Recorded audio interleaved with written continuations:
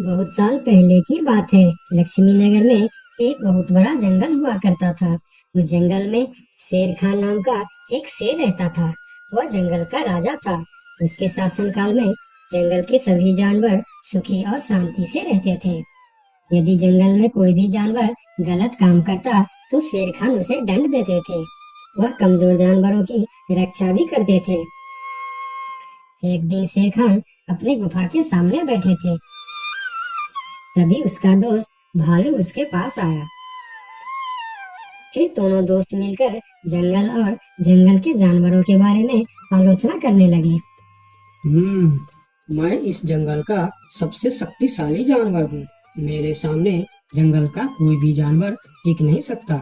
क्या कहते हो भालू भाई? ये तो तुमने बिल्कुल ठीक कहा, लेकिन हाथी के सामने तुम बिल्कुल चूहे जैसे दिखते हो। क्या ठीक कहा ना मैंने, शेर खान? भालू की बात सुनकर शेर खान बहुत क्रोधित हो गए। भालू, तुम्हारी हिम्मत कैसे हुई मेरे बारे में इस तरह की बातें करने की? तुम्हें पता है तुम किसके सामने बात कर रहे हो? मैं इस जंगल का राजा हूँ।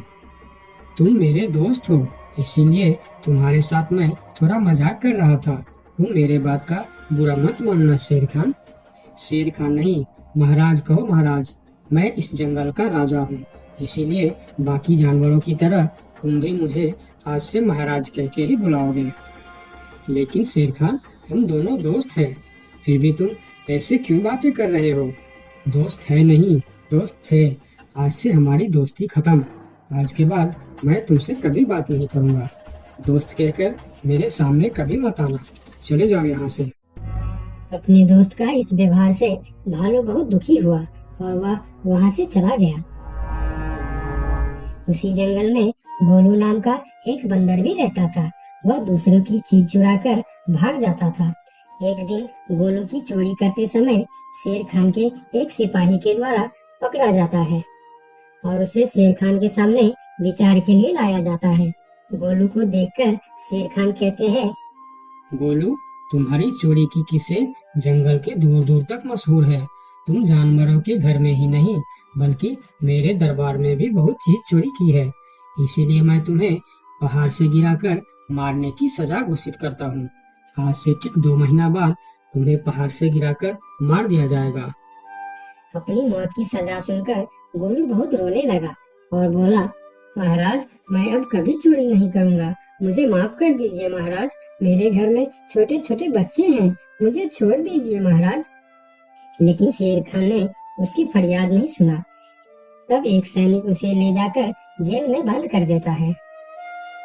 उधर गोलू का दोस्त भोलू को जब इस बात का पता चलता है, तब वह गोलू से मिलने के लिए कैद खाने में पहुंच जाता है और उससे कहता है, देखा गोलू, तुम पकड़े गए ना। मैं तुम्हें कितनी बार कहा था कि चोरी करना छोड़ दो। अब क्या होगा बताओ, कैसे निकलोगे यहाँ से? ये सब छोड़ो भोलू भाई, जो होना था वो हो गया। मुझे तो बस अपने परिवार की चिंता हो रही है। काश मैं मरने से पहले उनके लिए कुछ कर पाता। मेरे छोटे छोटे बच्चे हैं, बीवी है, अब उन सब का क्या होगा? मेरे बिना वह भी जीवित नहीं रह सकते। गोलू की बातें सुनकर भोलू सोच में पड़ गया। फिर वह शेर खान के पास गया और बोला, महाराज, मैं गोलू का दोस्त भोलू हूँ। मैं आपसे कुछ कहने आया हूँ। तो तुम गोलू का दोस्त भोलू हो? ठीक है, बताओ क्या कहना चाहते हो तुम? महाराज, मैं चाहता हूँ कि आप गोलू को कुछ दिन के लिए उसके परिवार के पास जाने दें, ताकि वह मरने से पहले अपने परिवार के लिए कुछ इंतजाम कर सके। मरने वाले का आखिरी इच्छा पूरा कीजिए महाराज। आप एक बार उसके परिवार के बारे में भी सोचिए। गोलू ने जो किया उसमें उसके परिवार की क्या गलती है? अगर आप उसे कुछ दिन के लिए अपने परिवार के पास रहने दोगे तो शायद उसका परिवार बच जाएगा। मैं इस बारे में तुम्हारी कोई मदद नहीं कर सकता। अगर अपने परिवार से मिलने के बहाने गोलू भाग गया तो मैं किसको सजा दूंगा? शेर खान की बात सुनकर भोलू थोड़ा सोच में पड़ गया। फिर बोला, तो ठीक है महाराज, आप गोलू को छोड़ दीजिए। जब तक गोलू वापस नहीं आ जाता मैं उसकी जगह कैद खाने में रहूंगा। और अगर वह कभी वापस नहीं आया तो क्या तुम उसके हिस्से की मौत की सजा भी लोगे? थोड़ा सोचकर बताओ। हाँ महाराज, मैं इसके लिए भी तैयार हूँ। भोलू की बात मानकर शेर खान ने भोलू को कैद से निकालकर भोलू को कैद खाने में डलवा दिया। तब बाहर निकलकर भोलू ने भोलू को बोला, दोस्त तुम चिंता मत करना, मैं समय से पहले ही वापस आ जाऊंगा। ऐसा कहकर भोलू वहां से चला गया और भोलू भोलू की जगह कैद खाने में रहने लगा। इस तरह बहुत दिन बीत गया, लेकिन भोलू वापस नहीं आया। तब एक दिन शेर खान भोलू के पास आया। देखा बंदर, मैंने कहा था ना गोलू वापस नहीं आएगा। अगर कल सुबह तक गोलू वापस नहीं आया तो शर्त के अनुसार कल शाम के समय तुम्हें पहाड़ से गिरा दिया जाएगा।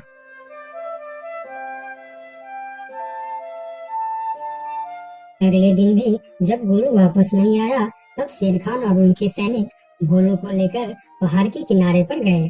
फिर भोलू को खाई के किनारे खड़ा करके शेर खान ने कहा, देखा ना मूर्ख बंदर, तुम्हारे दोस्त तुमको धोखा देकर चला गया। अब तुम मरने के लिए तैयार हो जाओ। लेकिन इस बार भी भोलू नहीं डरा और बोला, कोई बात नहीं महाराज, मैं अपने दोस्त के लिए मरने के लिए भी तैयार हूँ। मैं यह जानकर बहुत खुश हूँ कि मेरा दोस्त अपने परिवार के साथ खुश है। मेरे आगे पीछे और कोई नहीं है, मैं तैयार हूँ महाराज। शेर खान और भोलू के बीच बातचीत चल ही रही थी कि तभी थोड़ी दूर पर भोलू उनके और आता हुआ दिखाई दिया। फिर पास आकर उसने बोला, तुम्हें ऐसा करने की कोई जरूरत नहीं है दोस्त। तुमने मेरे लिए जो किया उसके लिए तुम्हारा बहुत बहुत शुक्रिया। अब मैं अपनी सजा पूरी करने के लिए तैयार हूँ। महाराज छोड़ दीजिए मेरे दोस्त को। गोलू, तुम्हें वापस आने की क्या जरूरत थी? मैं यह सजा ले लेता था। तुम्हारे घर में छोटे छोटे बच्चे हैं, बीवी है, उनका क्या होगा? मेरे परिवार में मेरे अलावा और कोई नहीं है, इसीलिए यदि मैं मर भी जाऊं तो मेरे लिए किसी को कोई दुख नहीं होगी। तुम यहाँ से चले जाओ। नहीं दोस्त, गलती मैंने की है, इसीलिए सजा भी मुझे ही मिलनी चाहिए। उन दोनों की दोस्ती को देखकर शेर खान सोचने लगे, ये दोनों अपने दोस्ती के खातिर एक दूसरे के लिए जान देने के लिए तैयार है, और मैं एक छोटी सी बात के लिए अपने सबसे अच्छे मित्र भालू से दोस्ती तोड़ दी। यह मैंने बहुत बड़ा गलती कर दी। मुझे इसका प्रायश्चित करना ही होगा। किसी को मरने की कोई जरूरत नहीं है। तुम दोनों की दोस्ती देखकर मैं गोलू की सजा माफ करता हूँ। और याद रखना गोलू, अगर तुमने फिर से चोरी की तो अगली बार मैं तुम्हारी सजा माफ नहीं कर पाऊंगा। नहीं नहीं महाराज, आज के बाद मैं फिर कभी ऐसा गलती नहीं करूंगा। आज से मैं ईमानदारी से मेहनत करके अपना परिवार चलाऊंगा। आपका बहुत बहुत धन्यवाद महाराज। ठीक है, अब तुम लोग यहाँ से जा सकते हो। उनके जाने के बाद शेर खान सीधा अपने दोस्त भालू के पास गया। भालू मेरा दोस्त, मैं यहाँ तुमसे माफी मांगने के लिए आया हूँ। मैंने जो उस दिन तुम्हारे साथ व्यवहार किया वह बहुत गलत था। मैं बहुत शर्मिंदा हूँ, मुझे माफ कर दो मेरे दोस्त। लेकिन महाराज, आपने तो कहा था। महाराज नहीं, शेर खान बोलो, शेर खान। आज से तुम मुझे महाराज नहीं, शेर खान ही बुलाओगे, क्योंकि दोस्त एक दूसरे के नाम लेकर ही बुलाते हैं। आज से तुम मेरे सबसे अच्छे दोस्त हो।